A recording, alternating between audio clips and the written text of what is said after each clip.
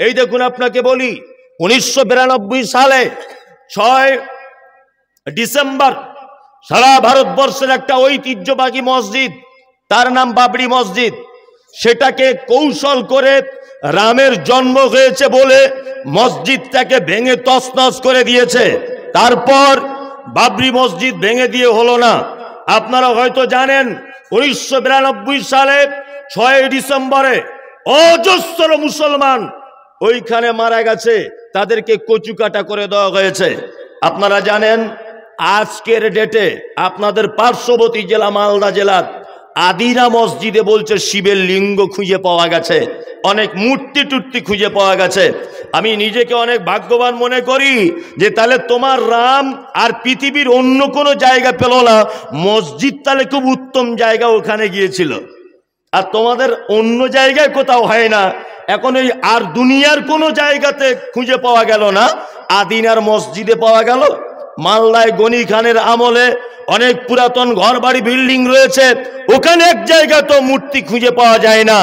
আর কোন আদিম যুগের তৈরি করা, তার ভিতরে কি পাওয়া গেছে, বলছে ওখানে পুজো দিতে হবে, ওখানে প্রণাম করতে হবে, নানান কিছু বলছে।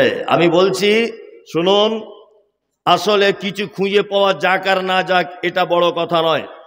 এতদিন পর্যন্ত গুজরাটে দাঙ্গা করে ওর সুখ মিটল না, বাবরি মসজিদ তছনছ করে দিয়ে আরাম পেল না। কি বললাম বুঝলেন?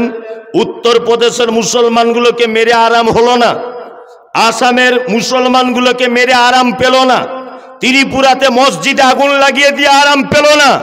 এখন পশ্চিম বাংলা, আপনার ঝাড়খণ্ড আর বাংলা তো পাশাপাশি জায়গা, এখন পশ্চিম বাংলা তো আগুন লাগাবার জন্য দিল্লি থেকে আসছে এখানে। এটা রাজনৈতিক কৌশল, কিছুই নয়, সব রাজনৈতিক কৌশল। আর এদের ফাঁদে পা দেবেন না। হিন্দু মুসলিমের একটা পশ্চিম বাংলাতে দাঙ্গা লাগাবার চেষ্টা করছে, ওসব কিছুই নয়। সরকারের কাজ গরিব মানুষের পাশে দাঁড়ানো। তোমাকে মসজিদ ভেঙে মন্দির করতে হবে, মন্দির ভেঙে মসজিদ করতে হবে, তোমার এটা ডিউটি নাকি? মসজিদ মাদ্রাসা জনগণের টাকাতে হবে, এ দায়িত্ব তোমাকে কে দিল? আশ্চর্য ব্যাপার। একটা একটা করে আজকে আদিনা মসজিদ এরকম ভাবে দেখবেন কোনো একদিন চলে যাবে, এরপরে ধরবে তাজমহল, বলবো ওটাও আমাদের ছিল, ওটাও আস্তে আস্তে নিয়ে নেবার ধান্দা করবে।